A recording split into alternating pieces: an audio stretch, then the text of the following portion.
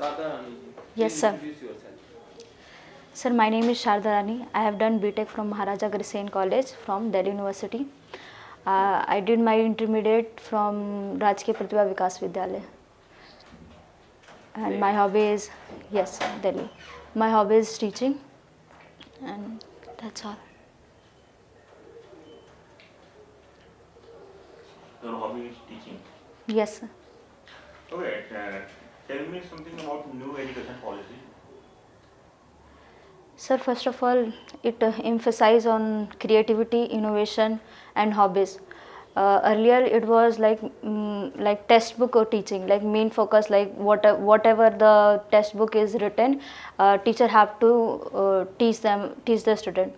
But now the main focus is what a student wants, where main what subject it may be interested, yeah, it may be want to emphasize career in future. So I think these are major changes in national education policy. And second is, there is a requirement of teacher training. Earlier it was not focused. Third thing, if earlier if someone wants to take out from the graduation program or whatever secondary schooling program, they don't provide any certificates. But now this new policy, they provided, if we taken out from in between the education program, and we provide a like certificate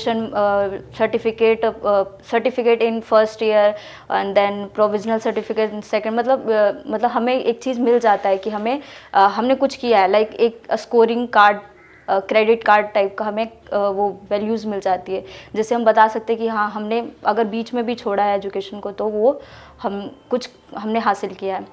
और अच्छा, क्या वजह है कि बिहार में जो साक्षरता दर है वो कम है? Sir, literacy rate main reason है कि इतने सारे प्रोग्राम चलने के बावजूद भी कहीं ना कहीं अभी तक जो माँ बाप का जो बर्डन है, लाइक गर्ल्स के लिए, अगर पर्टिकुलर गर्ल्स की बात करें तो वो शायद अभी भी इतने जागरूक, अवेयरनेस नहीं है कि वो अपने बच्चों को प्रमोट करे कि आप 10th तक पढ़ाओ. अगर 10th तक पढ़ा भी चुके हैं तो वो 12th तक वो बच्चों को नहीं, अपनी लड़कियों को नहीं पढ़ाना चाहते. तो ये है. सेकेंड रीज़न ये है कि बेस्ट एजुकेशन क्वालिटी या फैसिलिटी हम नहीं दे पा रहे, जो एक मिलना चाहिए, जो इंटरेस्ट बनाए रखे एक टीचर और स्टूडेंट के बीच में. तो शायद सेकंड चीज़ ये है. और थर्ड चीज़ है क्रिएटिविटी, इनोवेशन. अगर जितना ज़्यादा आप बच्चों को इतना ज़्यादा क्रिएटिव, लाइक उनको इंटरेस्ट लाइक क्रिएट कर दिए कि वो खुद आकर स्कूल आने में उनको इंटरेस्ट लगे कि हाँ, आज मुझे पढ़ना है, आज ये सिलेबस ख़त्म करना है, या ये टॉपिक मुझे पढ़ने में मज़ा आ रहा है, तो शायद हमें उनको फोर्सली विदाउट डूइंग एनीथिंग वो खुद ही अपने आप खींचे के चले आए. तो वो चीज़ करने की वजह से लिटरेसी रेट बढ़ा सकते हैं. और फोर्थ चीज़ है सोशल बैकग्राउंड. लाइक बहुत सारे फैमिली इतने पावरफुल नहीं है, उनका जो फाइनेंशियली बैकग्राउंड है, इस वजह से. और सपोज दैट आप एसडीएम हैं और जिस डिवीज़न में हैं वहाँ पे ड्रॉप आउट रेट बहुत ज़्यादा है. उस ड्रॉप आउट रेट को सुधारने के लिए आप क्या स्टेप उठाएंगे?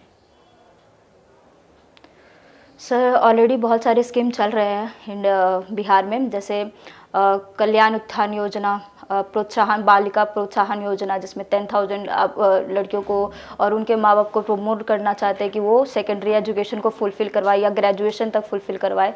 उनके लिए वो अराउंड 54,100 के रुपीज़ में वो पैसे देते, ताकि इसी बहाने वो पेरेंट्स अपने बच्चों को पहुंचा पाए. फिर कल्याण उत्थान योजना हो गया. पोषक योजना, जैसे 1 से लेकर 12 तक बच्चों को, गर्ल्स को फ्री में पैसे, लाइक यूनिफॉर्म के लिए पैसे प्रोवाइड करते हैं. फिर छात्रवृत्ति योजना है, जिसमें लाइक जो बच्चे या जो लड़कियां हैं या लड़के हैं, दोनों के लिए छात्रावृत्ति भी है, और बालक छात्रवृत्ति योजना भी है, और बालिका छात्रवृत्ति योजना. तो उसमें अगर बच्चा 10th क्लास में अगर फर्स्ट डिवीज़न आता है तो उनको समथिंग 1,000 रुपीज़, 10,000 रुपीज़ हम प्रोवाइड, मतलब सरकार प्रोवाइड.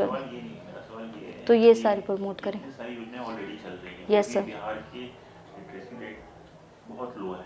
आप क्या नया करेंगी जिस डिवीज़न में है वहाँ की ड्रॉप आउट रेट सुधारने के लिए?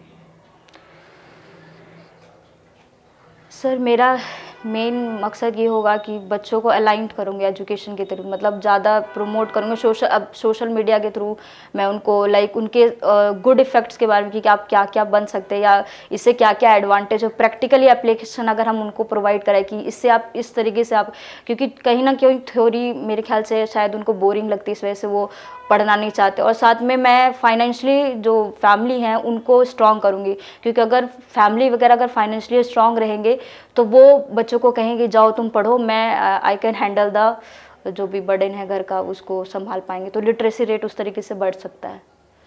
ओके, आप बिहार के किस जिले से हैं? जहानाबाद। जहानाबाद। जहानाबाद की कुछ बड़ी समस्याएं बताएं। सर वहाँ पे Naxalite, literacy rate, education, third चीज़ है एग्रीकल्चर से रिलेटेड प्रॉब्लम्स है कि लाइक डाइवर्सिफाई क्रॉप्स नहीं ग्रो करते हैं, और क्रिमिनल रेट्स, बहुत ज़्यादा क्राइम्स है। That's all.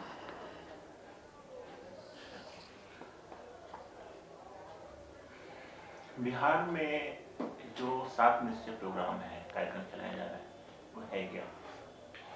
सर ये सरकार का 7 टारगेट है जिसके थ्रू डेवलपमेंट करना चाहते हैं। सबसे पहले युवाओं का बल, आर्थिक बल, आरक्षित रोजगार, महिलाओं का अधिकार, हर घर नाली, पक्की नाली, हर घर बिजली, घर तक नाली सड़कें, और फिर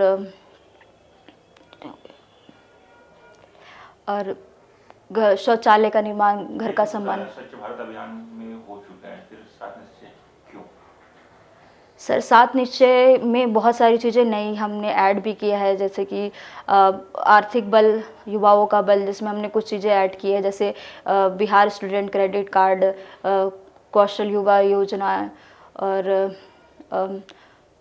सेल्फ हेल्प अलायंस प्रोग्राम्स। तो ये सारी चीज़ें हमने एक्स्ट्रा ऐड करी है अपने लाइक बिहार के अकॉर्डिंग, की और भी क्या क्या प्रॉब्लम्स फेस करने को मिलता है हमारे बच्चों को, जो सरकार बिहार में जो पढ़ रहे बच्चों को, उसके अकॉर्डिंग हमने एक्स्ट्रा चीज़ें ऐड की। और हर साल मतलब जैसे अभी 2020 में फिर टारगेट उसको इंक्रीज़ किया है कि हमने यहाँ तक कंप्लीट किया है, तो आगे भी और टारगेट को इम्प्रूव करना है। आपको ऑप्शनल ज्योग्राफी है? Yes sir. बिहार के भूगोल को कुछ 5 पॉइंट्स में बताइए। सर बिहार में मेजर एग्रीकल्चर लैंड है, और upper Ganga is a more prone to flood area, lower Ganga plain is a dry region area. Third thing, it is a very fertile land. We can grow everything, like we can utilize this land for diversifying our crops.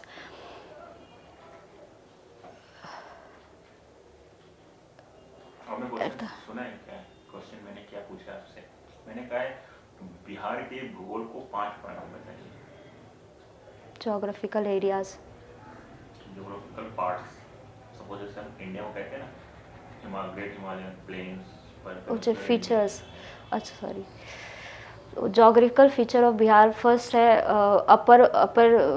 Upper region of the Bihar is touch to the Shivalik, foothill of the Shivalik, then upper Ganga plain, and second lower Ganga plain, and third is attach with the Chota Nagpur plateau. This is a geographical indication features of the Bihar. और बिहार में major या बड़ी जनजातियां कौन कौन सी? जनजातियाँ sir idea नहीं है। आपको नहीं पता, ठीक है।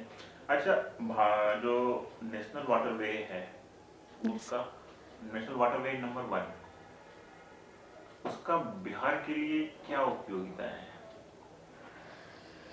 सर ये कनेक्टिविटी की वजह से हम कहीं पे भी अपना एग्रीकल्चर से रिलेटेड जो भी प्रोडक्ट है उसको मैन्युफैक्चरिंग तक हम पहुंचा सकते हैं। तो इसका मेन एडवांटेज हमारे फार्मर्स के लिए है, क्योंकि जो प्रोडक्ट हम बनाते हैं उसका अगर मैन्युफैक्चरिंग तक जाता है या प्रोसेसिंग यूनिट में अगर कन्वर्ट कर देते तो बहुत ज़्यादा बेनिफिट है। क्योंकि बहुत सारी चीज़ें हम वेस्ट कर दें, क्योंकि बिहार में इतना ज़्यादा प्रोडक्शन होता है, और उसको पूरे अगर जहाँ पे भी नेशनल वाटर हाईवेज आ रहा है वो पूरे उसके थ्रू अगर हम कनेक्ट करते हैं तो वो शायद वो जो वेस्टेज है या स्टोरेज वाटरवेज की जो प्रॉब्लम हो जाती है वो रुक सकता है नेशनल वाटरवेज से। और सेकंड कनेक्टिविटी मेन चीज़ है एग्रीकल्चर। किसान रेल चलाई गई थी, यस सर, क्या है वो? किसान रेल आपके दानापुर से ही चलाई गई थी नासिक तक। सर आइडिया नहीं connectivity.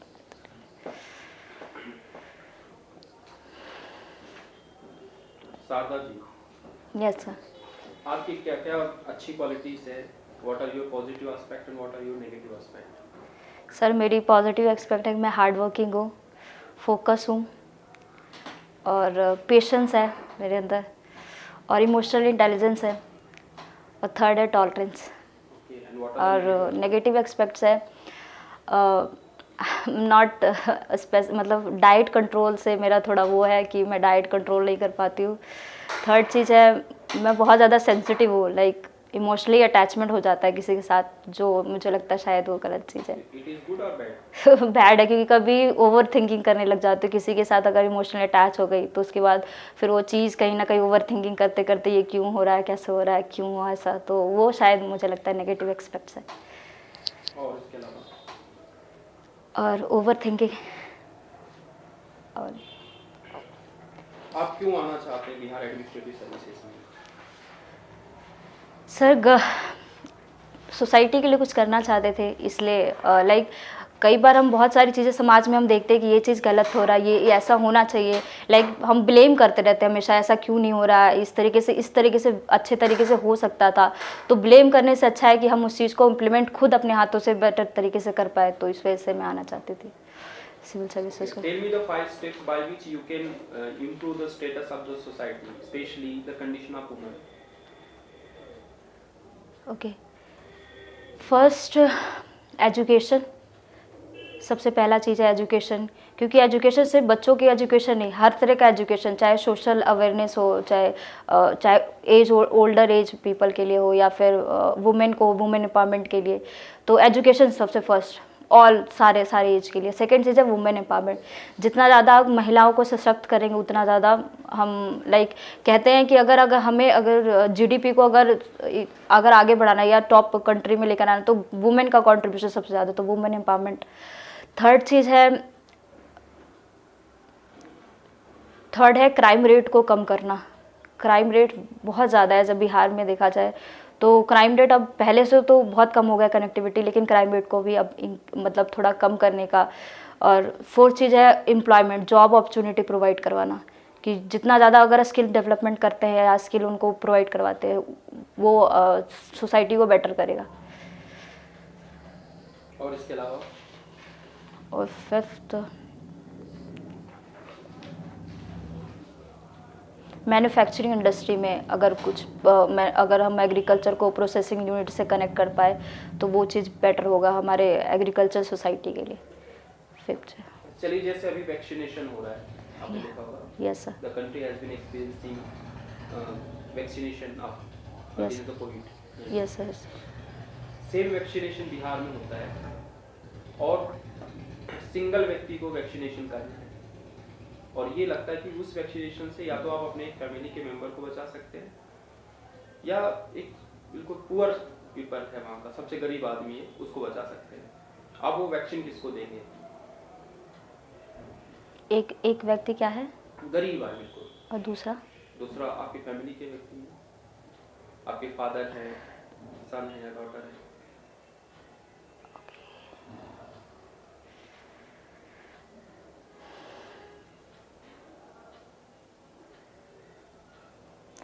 As a civil servant, I would prefer poor man. Be logical, be rational. My family. Family. Okay. Have you heard about the Bitcoin? Yes sir. What is it?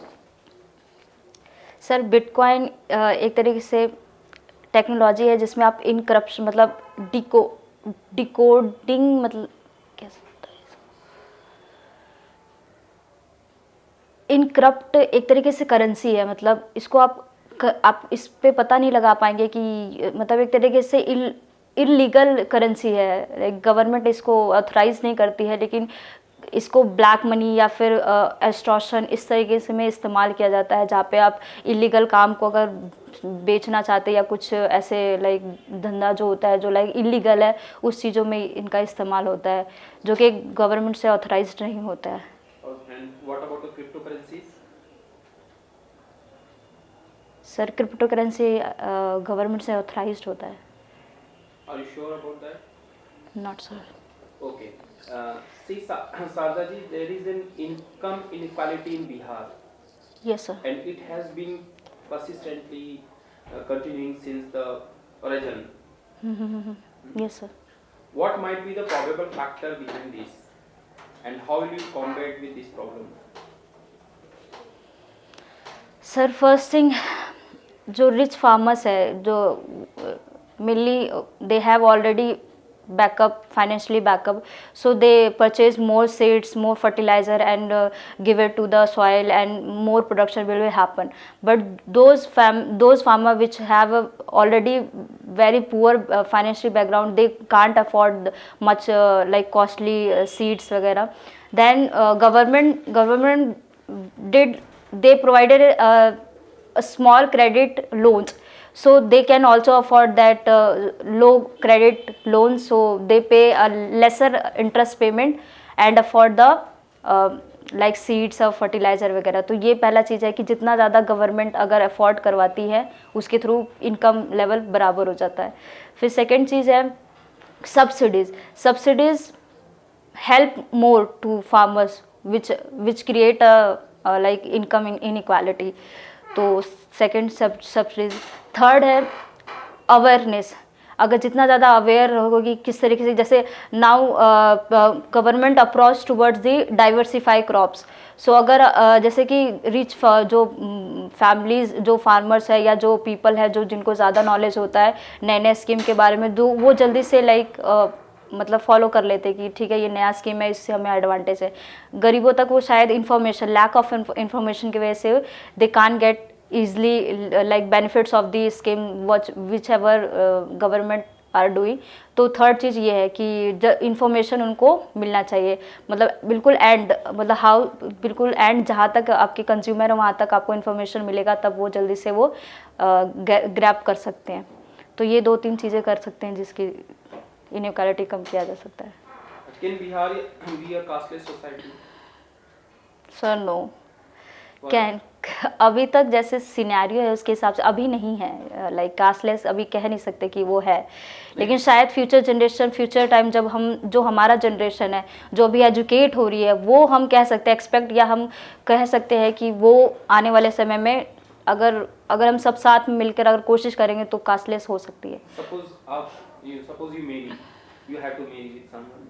You will marry inside the caste or outside the caste?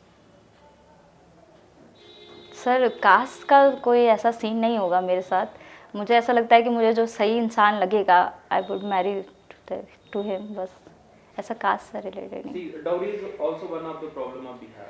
Yes sir. And suppose you are going to marry with a person.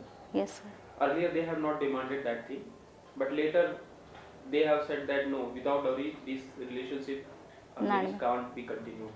What will you do? मैं शादी नहीं करूँगी क्योंकि मैं इस चीज़ के सख्त खिलाफ हूँ, मतलब चाहे इनडायरेक्ट वे में, क्योंकि कई बार क्या होता है कि अगर लड़की के फादर अगर देंगे तो चलेगा, लेकिन मैं उसके सख्त खिलाफ हूँ, मतलब डाउरी उसके अगेंस्ट हो, अगर नहीं मतलब नहीं करूँगी ऐसा शादी। But so many women are there, girls, child are there, they are basically facing this problem. They can't protest against their family, they can't protest in the society. Sir society में वो ऐसा नहीं कर सकती है क्योंकि कहीं ना कहीं उन्हें डर होता है कि मेरे मतलब पापा की जो लाइक रिस्पेक्ट है, इज्जत है, वो कहीं खो जाएगी। तो इसी चीज़ के लिए वो अपने आप को दबा के रखती है कि चलो ठीक है अपनी खुशियाँ अगर जाती है तो जाए, लेकिन परिवार की या माँ पापा की जो इज्जत है वो लाइक मेंटेन रहे। तो इस वजह से वो बोलती नहीं रही, कहीं ना कहीं आज नहीं बोलेंगी तो कल को वो कहीं ना कहीं फेस तो करेगी जो इंसान, क्योंकि शादी सिर्फ एक इंसान नहीं कर रहा, शादी दोनों तरफ का बंधन है। तो आई थिंक उनको भी सोचना चाहिए, जो कर रहे हैं मांग रहे हैं और जो दे रहे हैं उनको भी सोचना चाहिए कि हम क्यों दे रहे हैं। आज आप बेटी को दे रहे हो, कल को ज़रूरी नहीं कि वो खुश रखे आपको, तो इस तरीके से दोनों को। Being a woman officer, what kind of initiative will you take to reduce or to solve this problem? Sir education, social awareness But most of most. the educated person are demanding the dowry. Sir mentality. How will you change to the people? What would be your course of action, initiatives as well? Sir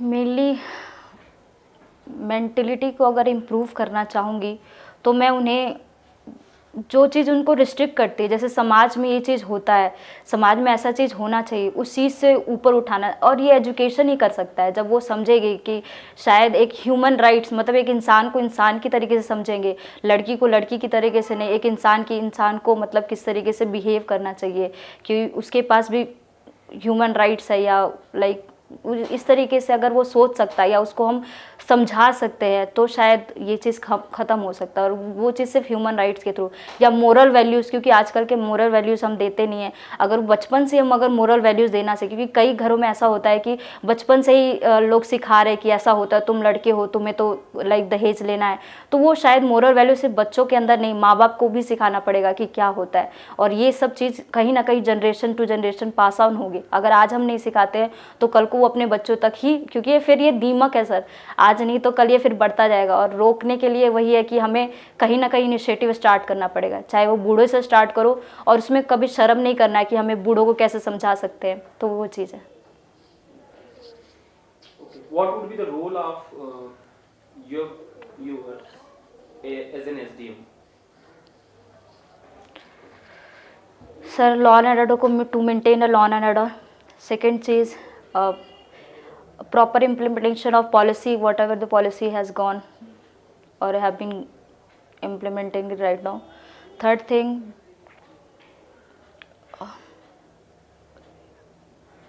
peace and security in our region. Fourth thing, safety and security to our area. And fifth is social empowerment, whether it is girl or boy, both. Okay. See, you are an honest officer. Yes sir. You want to do your duty with efficient and with very honesty. But your administrative bosses, like the DM and upper officers, and in fact the subordinate officers, are not cooperating in your job. In fact, there is another kind of political pressure which is basically hampering your tasks. What will you do in that circumstances?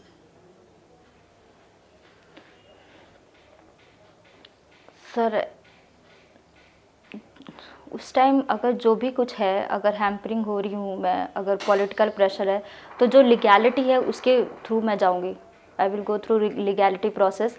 What ever pressure I have facing doesn't matter, जो चीज़ legal है वो चीज़ होना चाहिए। अगर आप pressure डालते हो तो you have to given my return, like return में आप कुछ ना कुछ आप दोगे मुझे। अगर प्रोसीड करते हो, अगर लाइक पॉलिटिकल पार्टी कहते हैं कि आपको करना पड़ेगा, you have to given legality papers, then I will proceed them.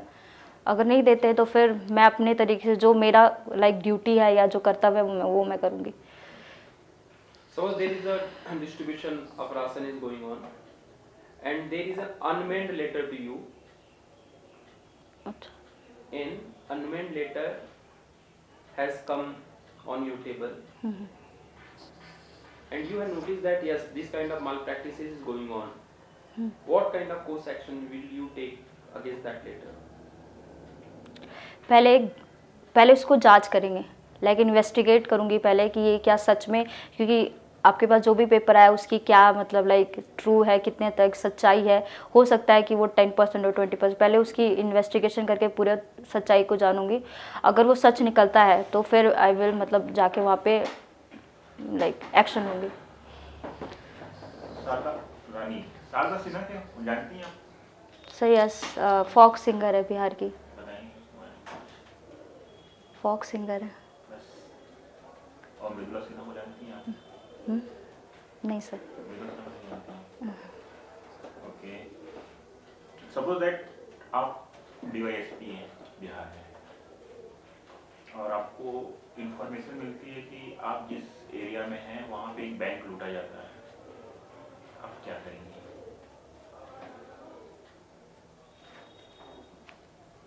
Sir तो पहले तो डीएसपी हूँ, तो पहले इन्फॉर्मेशन गैदर अगर मिल गई है तो फिर वहाँ पे जाके तहकीकात करके वहाँ पे एक्शन लिया जाएगा।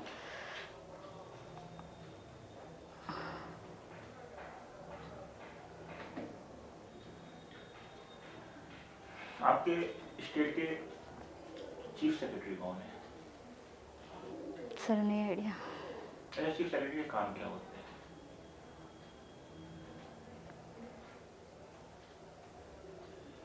नो सर आइडिया नहीं है। पता नहीं। ठीक है। पटना में हर साल बाढ़ आती है, लगभग पूरा पटना डूबा होता है, क्या कारण है? सर 2-3 कारण है। फर्स्ट कारण है कि जो डैम है नेपाल से जो बना हुआ है हमारे बीच में, उसमें अचानक से उनका पानी खोल देना बिना इन्फॉर्मेशन दिए हुए। कई बार हमारा जो जो रिलेशन है, डिप्लोमेटिक जो रिलेशन हमारे बीच में, वो ख़राब होने की वजह से, वो इन्फॉर्मेशन ना मिलने की वजह से वो अचानक से ओवरफ्लो पानी आ जाता है। एक ये रीज़न है। सेकेंड चीज़ है कि मेनली जो हमारे जो लोकेलिटी में जो लोग बसे हुए, रेजिडेंशियल जो एरिया है, वो ज़्यादातर पहले के ज़माने से ही वो पानी के चारों तरफ बसे हुए हैं। तो सेकंड रीज़न है कि ज़्यादातर वो लोग उधर ही हैं। तो बैंकिंग का सिस्टम वो थोड़ा इम्बैकमेंट जो होना चाहिए नदियों के किनारे, वो ना होने की वजह से फ्लडेड एरिया। सुना है, मैंने पूछा है पटना में जो बाढ़, मैंने अपर बिहार की बात नहीं की, पर्टिकुलर पटना डिस्ट्रिक्ट जो हर साल डूबता है। सर यस, मैं उसकी बात कर रहा हूँ। सर एक डैम है रीज़न, नेपाल का डैम रीज़न है, पानी वहीं से आता है उनके। और बहुत सारे जो रिवर है वो मर्ज होती हैं आके पटना रिवर में। और पटना जो नदी है उसमें बहुत सारे रिवर। पटना में कौन सी नदी है? गंगा नदी। आपने बोला पटना नदी। Sir Patna main, sorry sir, Ganga नदी में बहुत सारे रिवर मर्ज होती है, तो इस वजह से उसकी जो वेलोसिटी है वो बढ़ जाती है और कंट्रोल नहीं। और थर्ड रीज़न है कि बहुत बारिश होने की वजह से रेनफॉल की वजह से जो कंसंट्रेशन होता है वाटर का, वो भी बहुत ज़्यादा इंक्रीज़ कर जाता है। तो ये चीज़ है। अच्छा, जो नेपाल में जो राजनीतिक घटनाक्रम चल रहा है उसका भारत पे क्या असर होगा? सर रिलेशनशिप थोड़ा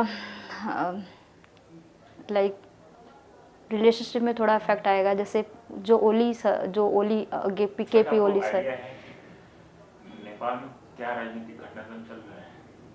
सर यस, थोड़ा बहुत आइडिया है मुझे कि वहाँ का गवर्नमेंट अभी क्राइसिस आ गया था, मतलब उनको पार्लियामेंट को रद्द कर दिया गया था कि अब दोबारा इलेक्शन होगा। जो गवर्नमेंट केपी ओली की थी, उन्हीं में एक नया वो सेक्शन खड़ा हो गया था जो कि अलग डिमांड कर रहा था। तो ये कम्युनिस्ट जो फ्रैक्शन हुआ है, इसके वजह से केपी ओली ने कहा कि दोबारा से इलेक्शन होना चाहिए। बिहार में नेपाल से लगते हुए कितने जिले हैं? 9। कौन कौन से? West Champaran, east Champaran,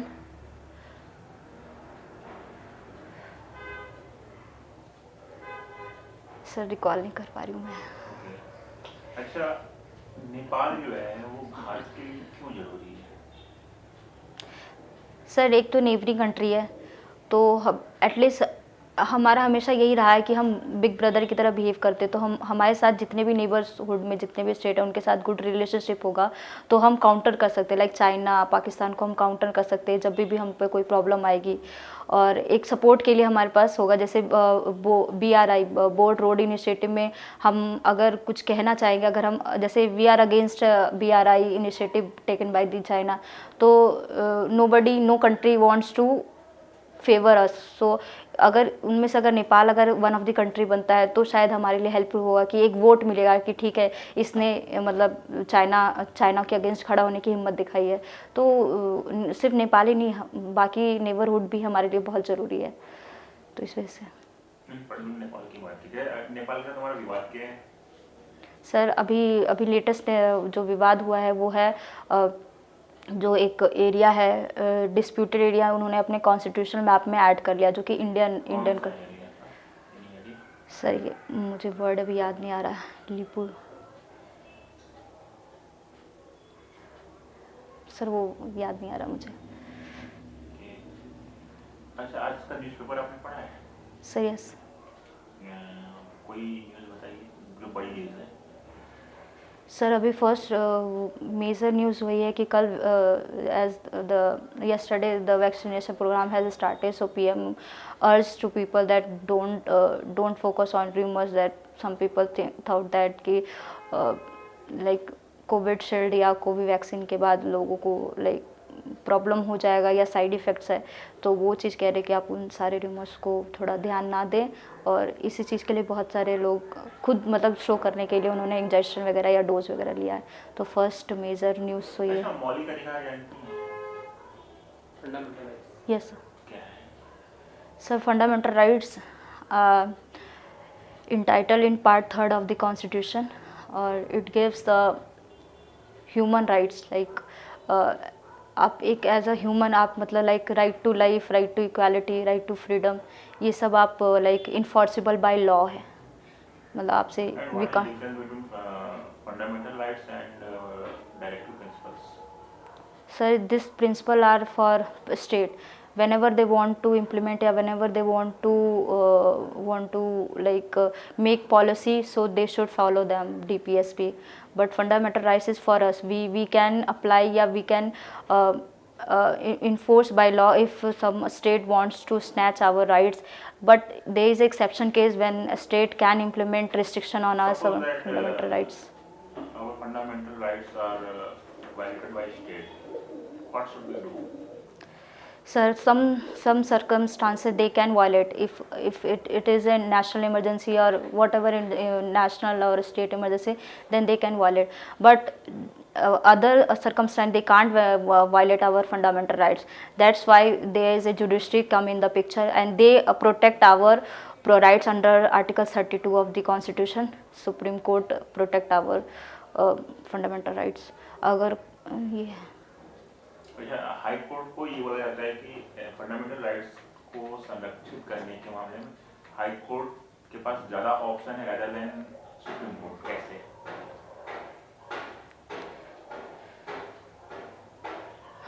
high court के पास सर हाई कोर्ट के पास आर्टिकल 226 के अंडर बहुत सारे पावर्स है, like discretionary power high courts के पास ज़्यादा होता है। आई थिंक मैं एग्जैक्टली नहीं बता सकती, सॉरी सर।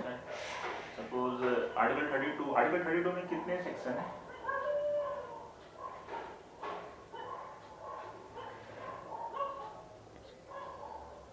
दो आर्टिकल 32 सर आइडिया नहीं।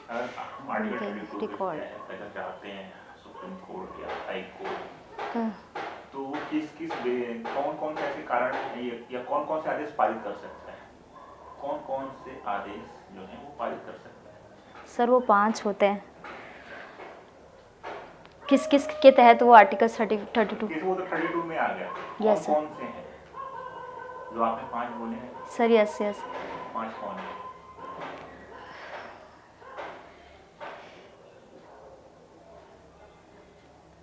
सर रिकॉल नहीं कर पा रही हूँ, एग्जैक्ट वर्ड नहीं बता सकती।